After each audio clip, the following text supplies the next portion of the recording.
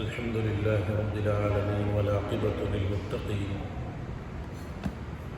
والصلاة والسلام على سيد الأنبياء والمرسلين سيدنا محمد وآله وأصحابه أجمعين. أما بعد، فأعوذ بالله من الشيطان الرجيم.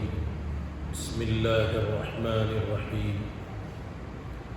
لم يكن الذين كفروا من أهل الكتاب والمشركين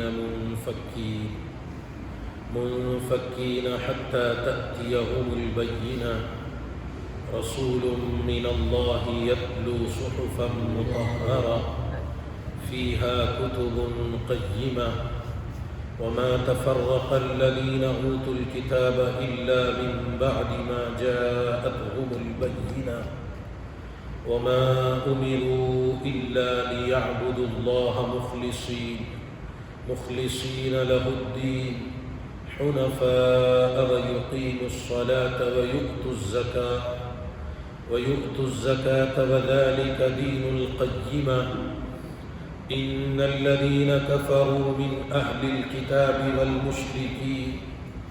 والمشركين في نار جهنم خالدين فيها أولئك هم شر البرية.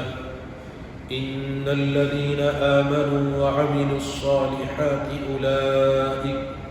أولئك هم خير البرية. جزاؤهم عند ربهم جنات عدن تجري من تحتها الأنهار خالدين فيها أبدا. رضي الله عنهم ورضوا عنه ذلك لمن خشي ربه. صدق اللہ العظیم. محترم دوستو، بزرگوں، بھائیوں، گزشتہ سورہ زلزال کی تفسیر اور اس سے متعلق کچھ باتیں عرض کی گئی. اب اس سے پہلے والی جو سورت ہے سورۃ البینہ، یہ جو آخر کی جو سورتیں ہیں ان میں سے اکثر جو صورتیں آخر کی تھی وہ چھوٹی چھوٹی صورتیں، جن میں کسی میں 3 آیتیں، کسی میں 4-5 آیتیں، لیکن ان میں یہ ایک بڑی صورت ہے. اور اس صورت کی فضیلت میں علماء نے بیان فرمایا، مفسرین نے لکھا ہے کہ اللہ تبارک و تعالیٰ نے حضرات صحابہ میں جو سب سے بہترین قاری قرآن حضرت ابی بن کعب رضی اللہ تعالیٰ عنہ کو سورۃ البینہ پڑھنے کا حکم فرمایا. روایتوں میں آتا ہے کہ پیارے نبی صلی اللہ علیہ وسلم نے حضرت ابی بن کعب رضی اللہ تعالیٰ عنہ سے فرمایا کہ ابی، تم مجھے سورہ بینہ سناؤ، اللہ کا حکم ہے. حضرت ابی بن کعب رضی اللہ تعالیٰ عنہ پریشان ہو گئے. انہوں نے کہا کہ اللہ کے نبی، کیا اللہ نے میرا نام لے کر کے کہا ہے؟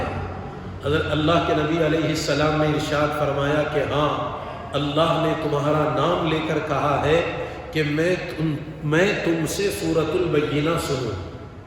حضرت ابی بن کعب رضی اللہ عنہ فرما رہے، میری آنکھوں سے آنسو آ گئے، خوشی سے آنکھوں سے پانی نکلنے لگا، رونے. حضرت ابی بن کعب رونے لگے کہ اللہ کا کلام ہے جس نے اللہ نے اتارا ہے. پیارے نبی علیہ السلام کے قلب اطہر پر، آپ کے سینے مبارک پر اللہ نے اپنا یہ کلام اتارا ہے.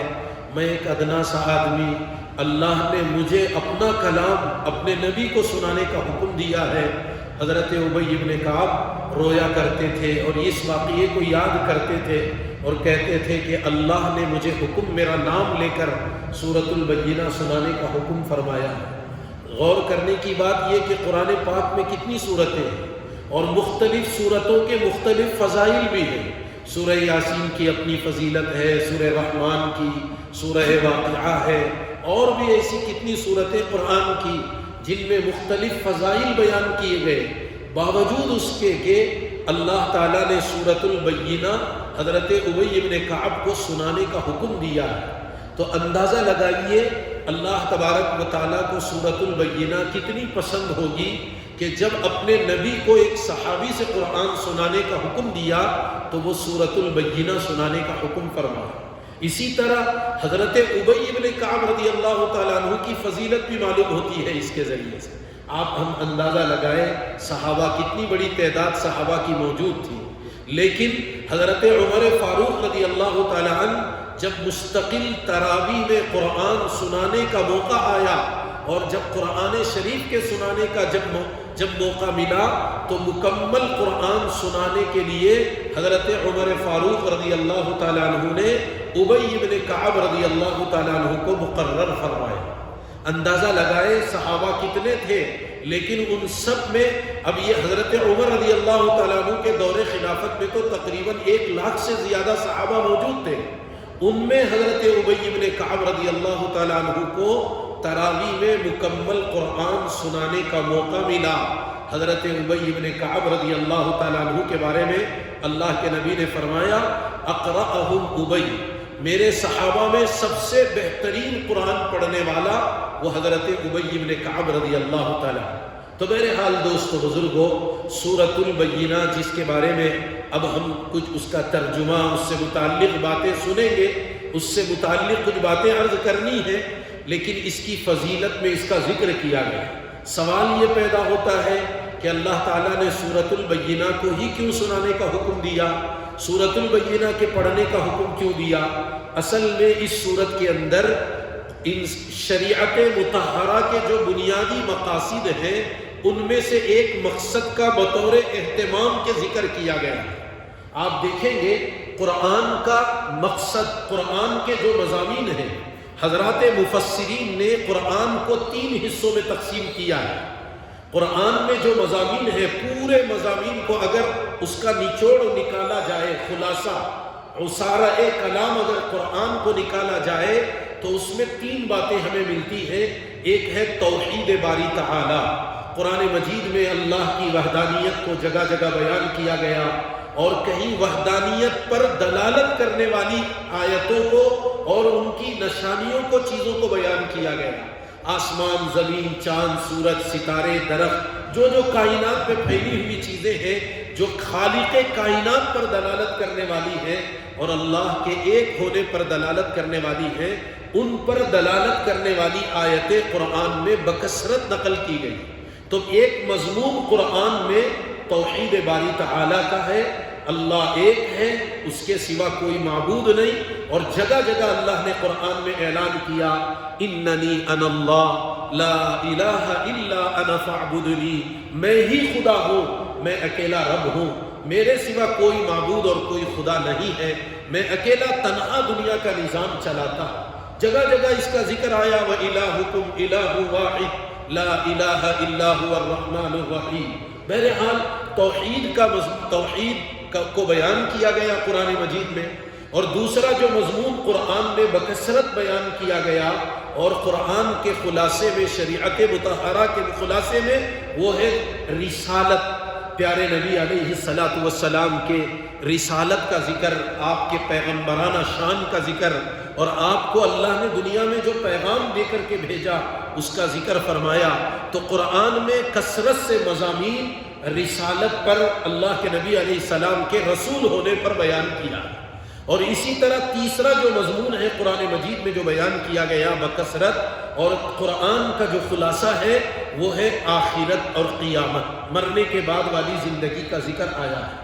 تو یہ 3 چیزیں قرآن میں بنیادی طور پر بیان کی گئی، توحید، رسالت، آخرت، اور پورے شریعت مطہرہ اور اسلام کا خلاصہ، اسلام کے بنیادی جو عقائد ہیں، وہ بنیادی عقائد میں بھی یہی 3 چیزیں بنیادی طور پر بیان کی جاتی کہ ایک ہے توحید باری تعالیٰ کا عقیدہ رکھنا، اللہ ایک ہے، اس کے سوا کوئی معبود نہیں ہے۔ دوسری بات رسالت کو بیان کیا گیا اور یہ عقیدہ رکھنا ہے کہ ہماری دنیا اور آخرت کی رہبری، رہنمائی، کامیابی کے لیے اللہ نے نبیوں کا سلسلہ دنیا میں جاری فرمایا۔ ہم انسان اتنی بڑی دنیا میں اگر نبی اور رسول نہ ہوتے کہاں بھٹکتے، کہاں جاتے؟ کون ہمیں بتاتا زندگی گزارنے کا کیا طریقہ ہے، کیسے زندگی گزاری جاتی ہے؟ دنیا اور آخرت کی کامیابی کا راز حضرات انبیاء کے ذریعے لوگوں کو بتایا گیا ہے۔ آج یہ قرآن اور اللہ کے نبی کی سیرت طیبہ، پیارے نبی علیہ السلام کی مبارک طریقے، سنتیں اور آپ کے احادیث مبارکہ کا ذخیرہ دنیا میں موجود ہے، اس کو لے کر ہم اپنی زندگی گزار رہے ہیں۔ ہم جانتے ہیں پیدائش سے لے کر موت تک جتنے مراحل آ رہے ہیں، سارے مراحل میں اللہ نے نبی پاک علیہ السلام کو امت کے لیے نمونہ اور رہبر بنا کر کے بھیجا ہے۔ قرآن میں اعلان کیا، لَقَدْ كَانَ لَكُمْ فِي رَسُولِ اللَّهِ أُسْوَةٌ حَسَنَةٌ، تمہارے لیے تمہارے نبی پاک علیہ السلام کی زندگی میں بہترین نمونہ اللہ نے بنایا ہے، بہترین نمونہ اللہ نے رکھا ہے۔ آپ دیکھیں گے پیدائش سے لے کر موت تک کے جتنے مراحل آئیں گے، سارے مراحل میں اللہ کے نبی نے ہماری رہبری فرمائی، حتیٰ کہ ہمارے نبی نے ہمیں اپنی ضروریات پورا کرنے کا طریقہ سکھایا ہے، استنجا کرنے کا طریقہ سکھایا، ہماری اپنے کھانے پینے کا طریقہ سکھایا، کیسے کھانا چاہیے، کون سے ہاتھ سے کھانا ہے، کھانے سے پہلے کیسے، یعنی بیٹھنے کا کیا طریقہ، پہلے کھانے سے پہلے کیا پڑھنا، اس کے بعد کیا کرنا۔ اسی لیے بعض کافروں نے صحابہ سے کہا کہ تمہارے نبی کیسے ہیں کہ یہ تو استنجا کا بھی طریقہ بتاتے ہیں۔ صحابہ نے فرمایا یہی تو ہمارے نبی کا کمال ہے کہ اللہ نے ہمارے نبی کو ہر عمل میں ہماری رہبری اور رہنمائی کے لیے نمونہ بنا کر کے بھیجا ہے۔ تو بہرحال ایک ہے رسالت، عقیدہ رسالت، اللہ کے نبی کو اپنا رسول مانے، اللہ کے نبی علیہ السلام کو اپنا رہبر مانے، آپ کے طور و طریقے پر چلنے میں ہم اپنی کامیابی کو یقین رکھیں، اور ہم اگر آپ کے طور و طریقے کو چھوڑیں گے دنیا اور آخرت میں ناکامی کا یقین ہمارے دلوں میں ہونا چاہیے۔ اور تیسری چیز ہے قیامت، آخرت، مرنے کے بعد ایک لامحدود زندگی آنے والی ہے جو اصل زندگی ہے ہماری۔ یہ تو عارضی زندگی ہے، وقتی ہے، کس کی زندگی کب ختم ہو جائے کسی کو پتہ نہیں ہے، مگر آخرت کی زندگی وہ تو ہمیشہ رہنے والی، وہ کبھی ختم ہونے والی نہیں ہے۔ اتنی لمبی کہ اس کی لمبائی کا اندازہ بھی ہم نہیں کر سکتے۔ اس کو حدیثوں میں ایک مثال دے کر کے سمجھایا گیا کہ آخرت کتنی لمبی زندگی، آخرت کا زمانہ کتنا لمبا زمانہ ہوگا۔ حدیثوں میں اس کو ایک مثال سے سمجھایا گیا کہ یہ دنیا آسمان و زمین کے درمیان جتنا خلا ہے، جتنی خالی جگہ ہے، وہ سارے خالی جگہ کو پوری دنیا کے اندر رائی کے دانوں سے بھر دیا جائے، ایک پرندے کو مقرر کیا جائے، وہ 1000 سال میں ایک دانہ اٹھا کر کے لے جائے، تو ایک وقت آئے گا یہ پوری رائی، دنیا سے بھری ہوئی رائی کے دانے ختم ہو جائیں گے، آخرت کی زندگی ختم نہیں ہونے والی ہے۔ تو بہرحال یہ تیسرا، اس سلسلے میں بھی ہمارا یہ عقیدہ ہونا چاہیے کہ مرنے کے بعد دوبارہ زندہ ہونا ہے، اللہ کے سامنے اپنی دنیا کی زندگی کا حساب و کتاب دینا ہے، اور ہمیں آخرت میں اللہ کے ہاں ہمارے حق میں اچھائیوں کے بدلے جنت، برائیوں کے بدلے جہنم کا فیصلہ اللہ کی طرف سے کیا جانا ہو۔ تو بہرحال یہ 3 باتیں، 3 بنیادی جو قرآن کے مقاصد ہیں، ان میں سے ایک مقصد کو بطور خاص سورۃ البینہ میں بیان کیا گیا، اور اس مقصد کو بیان کرنے سے پہلے اللہ کے نبی علیہ السلام کے دنیا میں تشریف لانے سے پہلے عرب کا حال کیا تھا اس کو بیان کیا گیا۔ فرمایا دور جاہلیت کی بنیاد پر اتنی جہالت، اتنی ظلمت، اتنی تاریکی ان کے اندر تھی کہ کوئی ان پر حکومت کرنے کو تیار نہیں، کوئی ان پر بڑا بننے کو تیار نہیں، ایک دوسرے کا ادب اور احترام نہیں، چھوٹوں پر ظلم کیا جاتا، کمزوروں پر ظلم کیا جاتا تھا، ماتحتوں پر ظلم کیا جاتا تھا، غلاموں کے ساتھ بے انتہا بربریت کا معاملہ ہوتا تھا، دور کھڑا کرتے تھے، ان کی آنکھوں کو تیر سے نشان بناتے تھے، اور جب ان کی آنکھیں تیر لگ کر آنکھ پھوٹ جاتی تھی، وہ تڑپتا بلکتا اور وہ چیخیں مارتا تھا، یہ تالیاں پیٹتے، ہنسی مذاق کرتے اور ٹھٹا کیا کرتے تھے۔ دور جاہلیت کا ذکر کیا گیا، اس قدر شدید جہالت غالب آ گئی تھی کہ اللہ تعالیٰ فرماتے ہیں کہ ان کی اس جہالت سے نکلنے کے لیے، ان کو وہاں سے ہٹانے کے لیے اور اس جہالت کی دلدل سے انہیں نکالنے کے لیے ایک نبی اور ایک رسول کا ہونا ان کے لیے لازم اور ضروری تھا۔ ویسے خود فطری تقاضے میں بلکہ منطقی پیرائے میں اگر ہم اس کو سمجھنا چاہیں، ایک انسان کی دنیا اور آخرت کی رہنمائی اور رہبری کے لیے اللہ تبارک و تعالی نے ایک انسان کی دنیا اور آخرت کی رہنمائی اور رہبری کے لیے نبی کا ہونا لازم حصہ ہے۔ اس لیے کہ جب ہم دنیا میں آئے، دنیا کے یہ مناظر دیکھے، دنیا کے یہ حالات جب ہم دیکھ رہے ہیں، اسی میں ہم لگ کے اسی میں غفلتوں میں پڑ جا رہے ہیں۔ ایسے میں ہمیں اپنی زندگی گزارنے کے لیے ایک رہبر کی ضرورت ہوتی ہے، اور وہ رہبر اللہ نے نبی کو بنایا، انبیاء کو بنایا، رسولوں کو بنایا۔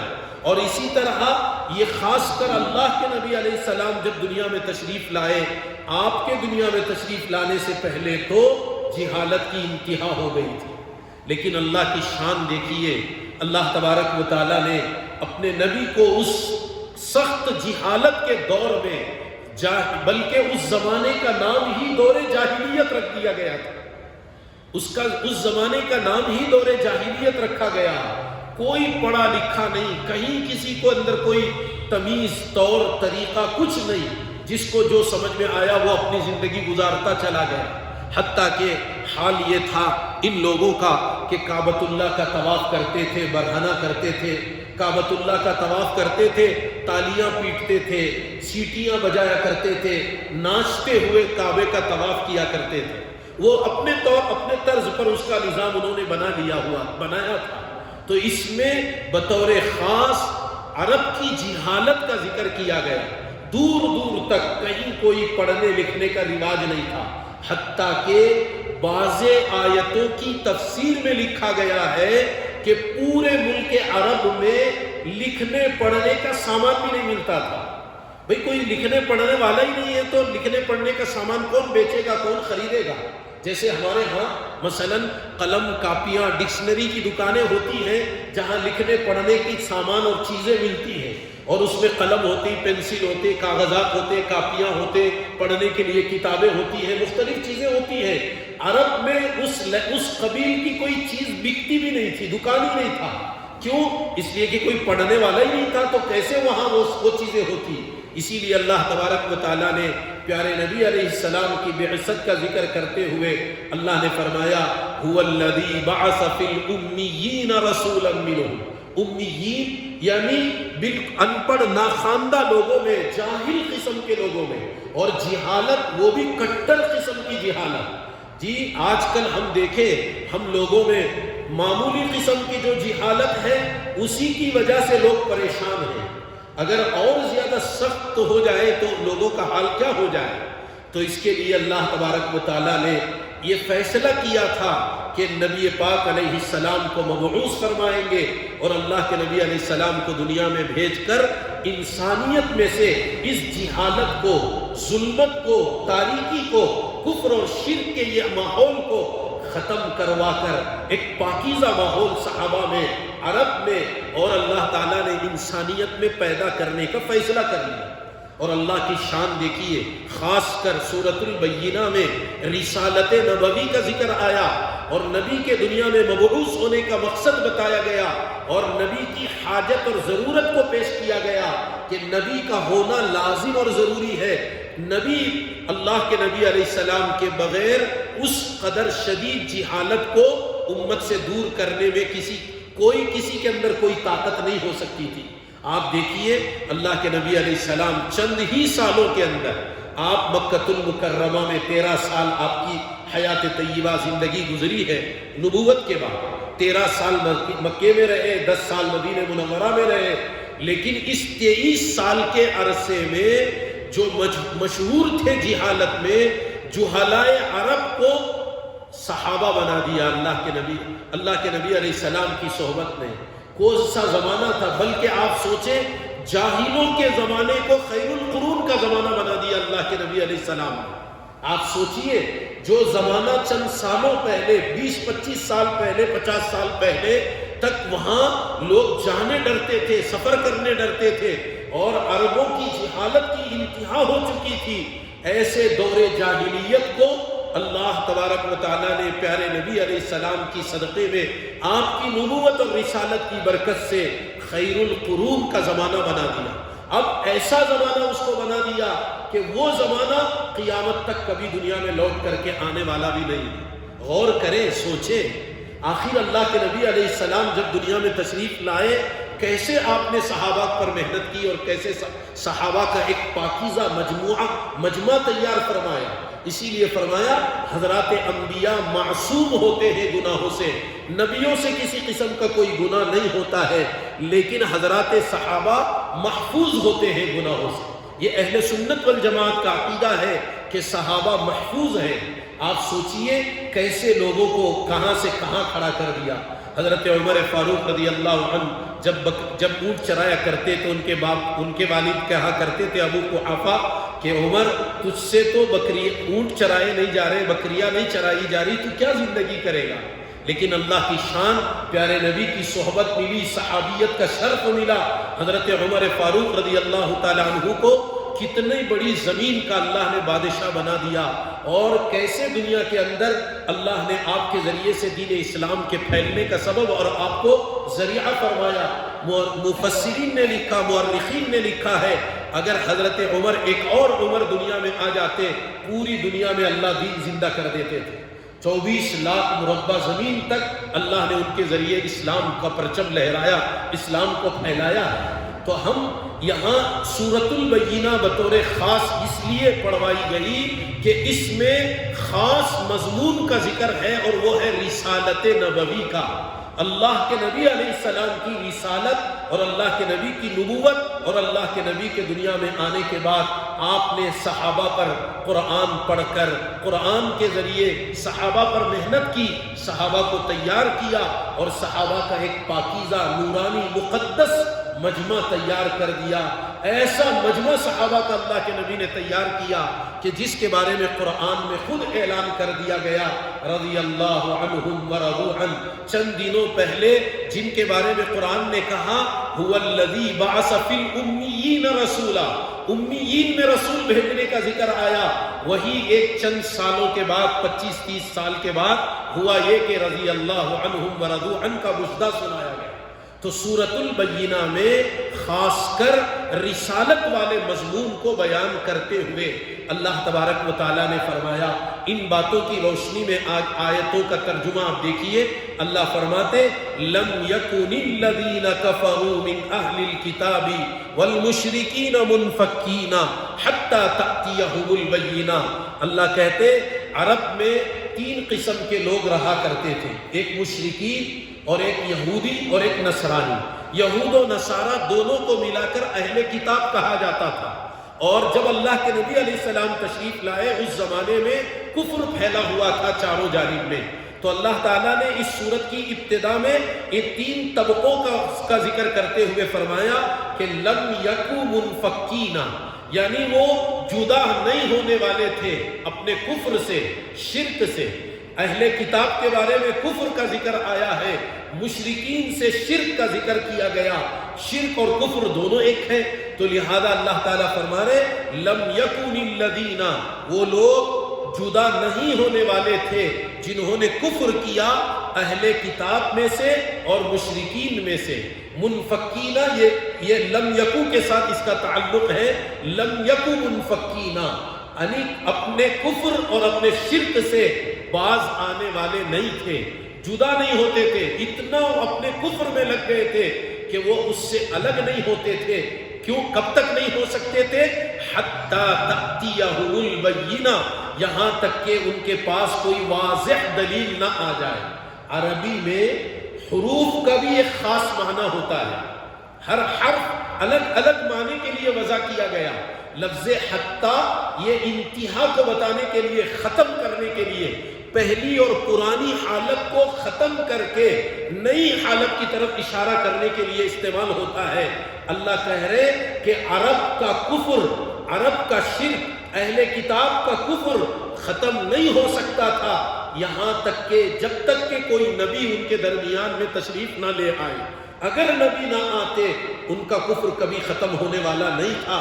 اس قدر کفر میں ڈوبے ہوئے تھے، اس قدر کفر میں لگے ہوئے تھے، اس قدر کفر ان پر چھایا ہوا تھا کہ ان کی زندگیوں سے وہ شرک، وہ بت پرستی اور وہ سارے کفریہ کام نبی کے بغیر نہیں نکل سکتے تھے۔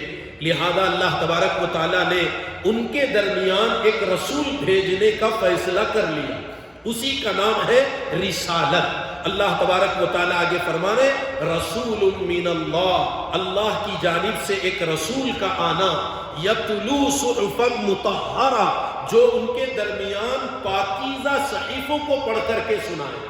ظاہر سی بات ہے ابتدا میں اللہ کے نبی علیہ السلام کو بھی اس ماحول سے ان کو نکلوانے کے لیے اللہ کے نبی کو 40 سال تک صبر کرنا پڑا، ان کے درمیان اپنے اخلاق پیش کرنے پڑے۔